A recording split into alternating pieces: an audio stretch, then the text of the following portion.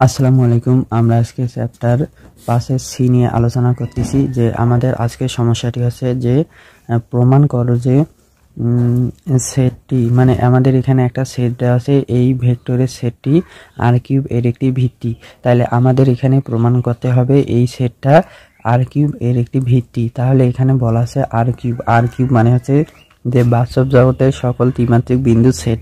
তাহলে এখানে বলা আছে কি আর কিউব মানে কি বাস্তব জগতের সকল ত্রিমাত্রিক বিন্দু সেট। আর এখানে আছে তিনটা বিন্দু আছে আমাদের, এই যে এইটা একটা, এই যে এইটা একটা, আর এইটা একটা, এই তিনটা আছে আমার আর কিউব এর তিনটা বিন্দুর সেট।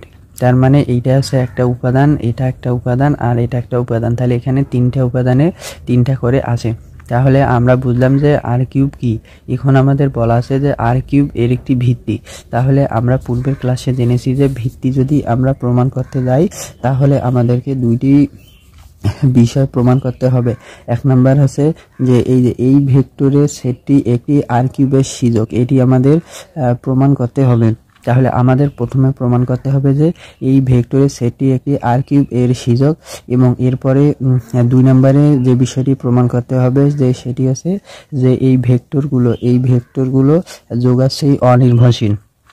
তাহলে কি এই ভেক্টরগুলো যোগাশ্রয়ী অনির্ভরশীল।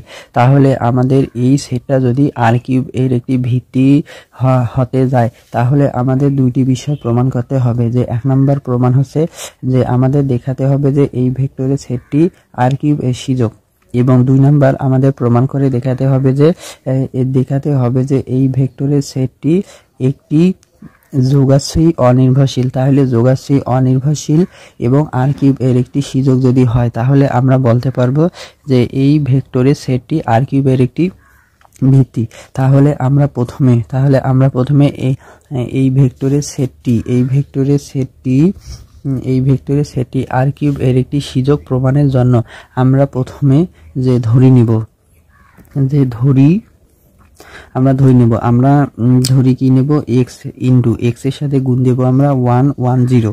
তাহলে 1 1 0 প্লাস এরপর আমরা y এর সাথে এটা গুণ দেব যে y ইন্টু 1 মাইনাস 1 0 প্লাস এরপরে z এর সাথে আমি এই অংশটুকু গুণ দেব z ইন্টু 1 1 মাইনাস 2, এটা ইকুয়াল। তার মানে আমি কি করলাম, x এর সাথে আমি এইটা গুণ দিয়ে এখানে লিখলাম, y এর সাথে এইটা গুণ দিয়ে এখানে লিখলাম, z এর সাথে এইটা গুণ দিয়ে এখানে লিখলাম, আর এদের প্রত্যেকে যোগ হবে। আর যোগফলটাকে আমরা ধরে নিলাম a b c বিলংস আর কিউব। মানে কি আছে যে বাস্তব জগতের সকল ত্রিমাত্রিক বিন্দুর সেট বা উপাদান হচ্ছে আমাদের a b c। এখানে আর কিউব থাকার কারণে আমরা a b c ধরলাম। আর এখানে এই যে আর কিউব ছিল বলে এখানে উপাদান ছিল তিনটা, একটা দুইটা তিনটা। যদি আর 4 থাকতো তাহলে উপাদান থাকতো 4টা, আর আমরা এখানে ধরে নিতাম হলো এ বি সি ডি। আর এখানেও আমাদের 4টা উপাদান আমরা ধরে নিতাম, অর্থাৎ যে কোনো 4টি কিছু আমরা ধরে নিতাম।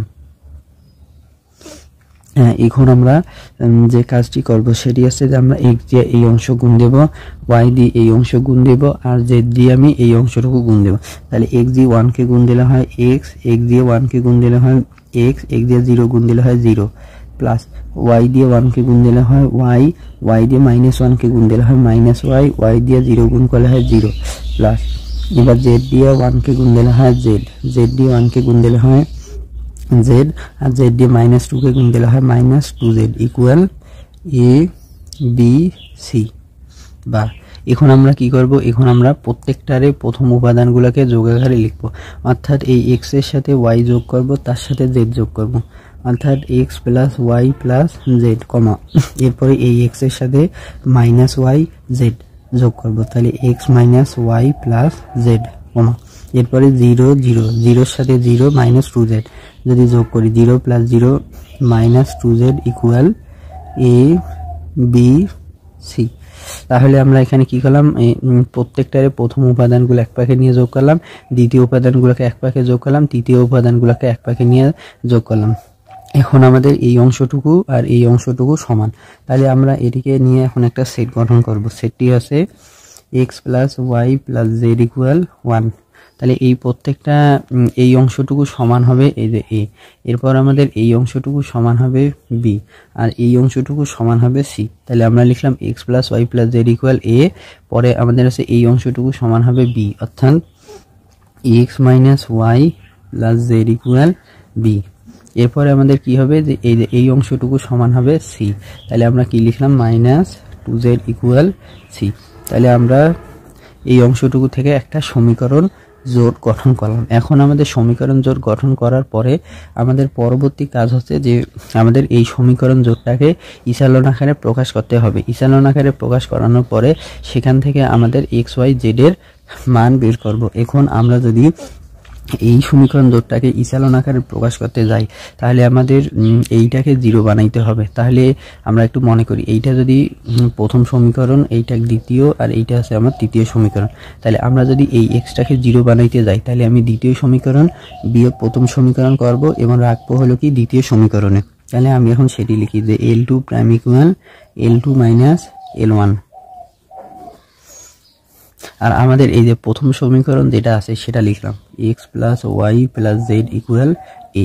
তাহলে এখন আমরা যদি x থেকে x বিয়োগ করি তাহলে হয় 0, y বিয়োগ y তাহলে আছে -2y, আর z বিয়োগ z তাহলে আছে 0 ইকুয়াল, আর এখানে বিয়োগ করলে হবে b - a, আর আমাদের এখানে আছে হলো 0 - 0 - 2z = c। তাহলে আমরা এটি হচ্ছে যে আমাদের ইসালন আকার। এখন আমরা যদি ইসালন আকারটি ভালোভাবে একটু দেখি তাহলে আমরা এখান থেকে দেখতে পাবো যে -2z = c। তাহলে আমরা এখন লিখব যে এখানে এই ইসালন আকারের তৃতীয় সমীকরণ থেকে আমরা পাই যে -2z = c বা z সমান -c/2। তাহলে আমরা এই ইসালন আকার থেকে z এর মান পাইলাম। এখন আমরা এখান থেকে y এর মান বের করার চেষ্টা করব। তাহলে এখানে আছে কি -2y সমান b - a। তাহলে আমরা যদি এখানে মাইনাসটা কমন নেই, -2y ইকুয়াল মাইনাস কমন নিলে আমার হবে a - b, বা এবার আমরা যদি -2 দ্বারা ভাগ করি তাহলে আমার কি হবে -a - b/2, আর এখানে হবে -2। তাহলে আমরা কি করলাম যে এখানে -2 আছে গুণ, এখানে এসে ভাগ হলো, বা তাহলে y এর মান আমরা কি পাইলাম, y এর মান পাইলাম হলো আমরা a - b, আর নিচে আছে 2। তাহলে আমরা z এর মান পাইলাম, y এর মান পাইলাম। এই y আর z এর মান আমরা যদি প্রথম সমীকরণে বসাই তাহলে আমরা সেখান থেকে কার মান পাবো, x এর মান পাবো। তাহলে আমাদের প্রথম সমীকরণ আছে x + y + z = a। তাহলে আমরা এখান থেকে z এর মান এবং y এর মান পাইলাম। এখন আমরা এই y এর মান আর z এর মান যদি আমি যে আমাদের এই প্রথম সমীকরণে বসাই তাহলে আমরা সেখান থেকে x এর মান বের করতে পাবো। আমরা এখন x এর মানটা কিভাবে বের করলাম সেটা দেখি। যে এখানে প্রথম সমীকরণ আছে x + y + z = a, আমরা লিখলাম x + y + z = a। তাহলে আমরা এখানে y আর z এর মান বসাইলাম। এই y এর মান হচ্ছে a - b/2, এই যে y এর মান a - b/2, আর z এর মান বসাইলাম -c/2 = a। তাহলে আমরা যদি এখন এখানে লসাগু করি, লসাগুটা আমরা পরে করব, তার আগে আমরা পক্ষান্তর করে দেই। যেহেতু আমি x এর মান বের করব তাহলে x এ রাখলাম এখানে x ইকুয়াল, এখানে আছে a, এখানে a, এখন প্লাস a - b/2, এইদিকে প্লাস আছে, এইদিকে গেলে মাইনাস হলো, এখানে মাইনাস আছে, পক্ষান্তর করি +c/2 হলো, এইটা +c/2 হলো। এরপর আমি এখানে লসাগু করলাম 2 দিয়ে একে গুণ দিলে হলো 2a, এখানে মাইনাস, এরপরে আমাদের মাইনাস দিয়ে গুণ দিতে হবে। তার আগে আমরা 2 দিয়ে 2কে ভাগ দিলাম 1, তাহলে -1 দিয়ে একে গুণ দিলে হলো -a, -1 দিয়ে -b কে গুণ দিলে হলো +b। এরপর আছে এই 2 কাটা, এখানে থাকলো আমার প্লাস চিহ্ন আছে, এই যে প্লাস চিহ্ন দিলাম, 2 কেটে গেল, আর হলো আমাদের এখানে 1 থাকলো, c দিয়ে 1 কে গুণ দিলে হলো c সমান 2। এরপরে আছে হলো ভাগ 2। এখন আমরা কি করব, এই 2a - a করলে হবে a, আর b, এই যে b + b, আর এরপরে +c, তারপর ভাগ দিলাম হলো 2। তাহলে আমরা এই সমীকরণ থেকে x y z এর মান পাইলাম। তাহলে আমরা এখন কি লিখব, যে এই সমীকরণটিকে আমরা লিখব, আমরা পাই, তাহলে আমরা যদি ওখানে ধরছিলাম x * 110, তার মানে আমরা এখন x এর মান যদি বসাই তাহলে আমাদের হবে a + b + c/2 ইন্টু আমাদের আছে 110, প্লাস এরপর আমরা ওখানে y এর মান যদি বসাই a minus b by 2 into 1 minus 1 0 minus এরপর আমরা ওখানে যদি c এর মান বসাই তাহলে সরি z এর মান বসাই তাহলে হবে c বাই 2 1 1 মাইনাস 2 এটা equal a comma b comma c is belongs to r cube. তাহলে আমরা কি করলাম, তাহলে আমরা x y z এর মান আমরা যেখানে ধরে নিছিলাম যে x into 1 1 0 plus y into 1 minus 1 0 plus z into 1 1 minus 2 equal a b c belongs to r cube. আমরা সেখানে x এর মান y এর মান এবং z এর মান বসালাম। x y z এর মান বসানোর কারণে আমাদের পুরো সমীকরণের বাম অংশ এবং ডান অংশ একই চলকযুক্ত হয়ে গেল। এটির মানে হচ্ছে আমাদের এই সমীকরণের সেটটা একটা কি আর কিউব এর সিজক। তার মানে কি এই যে আমরা এই লাইনটা থেকে কি পাই, এই লাইনটা থেকে আমরা পাবো বা সিজকের সংজ্ঞা হতে পাবো যে ইহা নির্দেশ করে। তাহলে আমাদের এই যে এই সমীকরণটা যে আছে এই সমীকরণ থেকে আমরা কি পাবো, যে এই সমীকরণ থেকে আমরা সিজকের সংজ্ঞা হাতে বলতে পাবো যে আমাদের প্রশ্নে যে ভেক্টরের সেটটা আছে এই ভেক্টরের সেটটা একটি আর কিউব এর সিজক। তাহলে আমাদের এই লাইন থেকে আমরা কি বলতে পারবো, এই লাইন থেকে বলতে পারবো যে আমাদের এখানে 1 1 0 1 মাইনাস 1 0 1 1 মাইনাস 2 এদের দ্বারা ভেক্টরের সেটটা হবে কি আর কিউব এর একটি সিজক। আমরা এখন সে লাইনটি লিখে দেব। যে প্রমাণে যে প্রথমে আমরা বলেছিলাম যে আমাদের যে ভেক্টরের সেটটা আছে এই ভেক্টরের সেটটাকে আমরা প্রথমে একটা সিজক প্রমাণ করলাম। মানে কি, মানে হচ্ছে যে এই যে এই ভেক্টরের সেটটা আর কিউব এর একটি সিজক, আমরা এটি প্রথমে প্রমাণ করলাম। এখন আমাদের পরবর্তী প্রমাণটি হবে যে আমাদের প্রমাণ করে দেখাতে হবে যে ভেক্টরদ্বয় যোগাশ্রয়ী অনির্ভরশীল। তাহলে আমরা যদি যোগাশ্রয়ী অনির্ভরশীল প্রমাণ করতে যাই তাহলে এটি প্রমাণের আমাদের দুইটা পদ্ধতি আছে। আমরা কি করতে পারি, আমরা হলো এই ভেক্টরগুলোকে একটা সারি বিবেচনা করিয়া ম্যাট্রিক্স নিয়ে পাই। যদি আমাদের সেখান থেকে একটা শূন্য সারি থাকে তাহলে আমরা বলতে পাবো যে ভেক্টরগুলো যোগাশ্রয়ী নির্ভরশীল হবে। আর যোগাশ্রয়ী নির্ভরশীল হলে প্রদত্ত ভেক্টরের সেট আর কিউব এর ভিত্তি নয়। এবং আবার এই ভেক্টরগুলোকে সারি বিবেচনা করানোর পরে যদি আমাদের সেখানে কোনো অশূন্য সারি বিদ্যমান না থাকে তাহলে আমরা বলতে পারবো যে প্রদত্ত ভেক্টরগুলো যোগাশ্রয়ী নির্ভরশীল হবে। আর তখন ইহা নির্দেশ করবে ভেক্টরের সেটগুলো আর কিউব এর একটি ভিত্তি। তাহলে আমরা এখন এই ভিত্তি প্রমাণ করতে গেলে আমাদের দুইটি বিষয় প্রমাণ করতে হয়। এক নম্বরে আমরা দেখাইলাম যে এই ভেক্টরের সেটগুলো আর কিউব এর একটি সিজক। এখন আমরা দেখাবো যে এই ভেক্টরের সেটগুলো হবে কি যোগাশ্রয়ী অনির্ভরশীল। তাহলে আমরা যোগাশ্রয়ী অনির্ভরশীলের মান যদি এটি যদি প্রমাণ করতে যাই তাহলে আমরা যে প্রথমে কি করব, এক্স ওয়াই জেড এর মান বের করব। যদি এক্স ওয়াই জেড এর মান প্রত্যেকের মান 0 হয় তাহলে আমরা বলবো যে এত ভেক্টরদ্বয় যোগাশ্রয়ী অনির্ভরশীল। আর যোগাশ্রয়ী অনির্ভরশীল যদি হয় তাহলে আমরা বলতে পারবো কি প্রদত্ত ভেক্টরের সেট আর কিউব এর একটি ভিত্তি। কারণ আমাদের যে প্রমাণ ছিল যে ভেক্টরগুলো আর কিউবের একটি সিজক প্রমাণ করলাম এবং এরপরে আমরা দেখাইলাম কি যে এত ভেক্টরগুলো যোগাশ্রয়ী অনির্ভরশীল। যেহেতু দুটি আমাদের সত্য মিলল তাই আমরা বলবো প্রদত্ত ভেক্টরের সেট একটি আর কিউবের একটি ভিত্তি। প্রদত্ত ভেক্টরের সেটগুলো যোগাশ্রয়ী অনির্ভরশীল এটি প্রমাণ করতে যাব।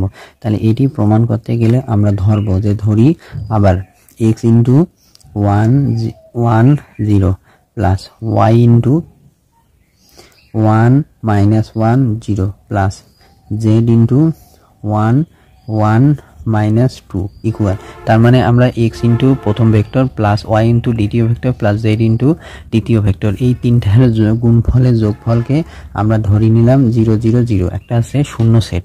তাহলে আমরা সেখান থেকে লিখতে পাবো x দিয়ে 1 কে গুণ দিলে হবে x দিয়ে 1 কে গুণ দিলে হবে x দিয়ে 0 গুণ করলে হবে 0 প্লাস এবার y দিয়ে 1 কে গুণ দিলে y দিয়ে মাইনাস 1 কে গুণ দিলে মাইনাস y দিয়ে 0 কে গুণ দিলে 0 প্লাস z দিয়ে 1 কে গুণ দিলে z দিয়ে 1 কে গুণ দিলে z দিয়ে মাইনাস 2 কে গুণ দিলে মাইনাস 2z ইকুয়াল 0 0 0। এখন আমরা প্রত্যেকটারে প্রথম উপাদানগুলো নিব অর্থাৎ x plus y plus z। তাহলে আমরা এই x এই y আর z কে যোগ আকারে লিখলাম। এরপরে সে এই x এই মাইনাস y আর প্লাস z এটাকে যোগ আকারে লিখবো x minus y plus z। এরপর আমরা কি করব, আমরা আরেকটা কাজ করব, যে কাজটি আছে এখানে আমার 0 এখানে 0 এখানে -2z কে যোগ করি আমরা একসাথে লিখব ইকুয়াল 0 0 0 বা তাহলে আমরা এখন কি করব, এই দুইটা সমীকরণ সমান, অর্থাৎ এই অংশটুকু সমান হবে এইটা, এই অংশটুকু সমান হবে এইটা, এই অংশটুকু সমান হবে আমাদের এই অংশটুকু। তাহলে আমরা সেখান থেকে লিখতে পাবো x + y + z = 0। এরপরে আমাদের এখানে আছে হলো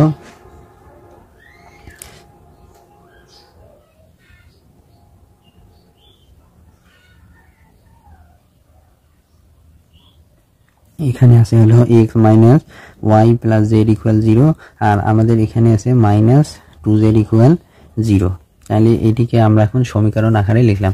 এখন আমরা এই সমীকরণ জোটটার ইসালন আকার আমরা প্রথম অংশে দেখেছি যে এই সমীকরণ জোটটির ইসালন আকার হচ্ছে কি, যে x + y + z = 0 আর আরেকটা আছে হলো -2y + 0 = 0 আর -2z = 0। তাহলে এই সমীকরণ জোটটার ইসালন আকার আছে এটা, যা আমি প্রথম অংশে দেখিয়েছি, এখানে আমি না দেখালাম। এখন আমরা যদি এই অংশটুকু ভালো করে দেখি, এই অংশটুকু থাকি আমরা বলতে পাবো যে দেখেন -2z = 0, তাহলে এখান থেকে আছে z = 0, এরপর এখানে আছে y = 0, তার মানে এখানে y = 0 আর এখানে আমরা x y আর z এর মান যদি বসাই তাহলে আমাদের এই x-টাও 0 হয়ে যাবে। তাহলে আমরা এখান থেকে কি পেলাম, z = 0, এরপরে এখান থেকে পাবো y = 0 আর এখান থেকে পাবো y আর z এর মান যদি বসাই তাহলে z = 0 হবে। তাহলে আমরা এখানে কি পাইলাম, যে x = y = z = 0, অর্থাৎ আমরা যে প্রত্যেক স্কেলারগুলো ধরেছি সেই প্রত্যেক স্কেলারের মানে হচ্ছে আমাদের 0 আর এটির মানে হচ্ছে যে আমাদের যে প্রদত্ত ভেক্টরগুলো দেওয়া আছে এই ভেক্টরগুলো হবে যোগাশ্রয়ী অনির্ভরশীল। তাহলে এখানে যেহেতু প্রত্যেক স্কেলারের মান 0 হলো তাই আমরা বলতে পারবো যে প্রদত্ত ভেক্টরদ্বয় যোগাশ্রয়ী অনির্ভরশীল। তাহলে আমি ভিত্তি প্রমাণের দুটি প্রমাণ দেখালাম। এক নম্বরে আমরা প্রমাণ করেছি এই ভেক্টরগুলো r³ একটি সূচক। এখন আমরা দেখালাম যে প্রত্যেক স্কেলারের মান 0 পাইলাম, যেহেতু প্রত্যেক স্কেলারের মান 0 সেহেতু আমরা বলতে পারবো যে ভেক্টরদ্বয় যোগাশ্রয়ী অনির্ভরশীল। আর দুইটাই যেহেতু আমরা প্রমাণ দেখাইলাম, এক নম্বরে ছিল হলো প্রদত্ত ভেক্টরগুলো r³ একটি সূচক, এটি প্রমাণ দেখালাম। দুই নাম্বার দেখালাম হলো ভেক্টরদ্বয় কি যোগাশ্রয়ী অনির্ভরশীল। তাহলে আমরা বলতে পারবো প্রদত্ত ভেক্টরের সেটটি r³ একটি ভিত্তি। আমরা এখন এটি লিখিয়ে দিলাম। এই প্রশ্নটি আপনারা যদি কোথাও বুঝতে না পারেন তাহলে অবশ্যই আমার ইনবক্সে মেসেজ দিয়ে জানাবেন।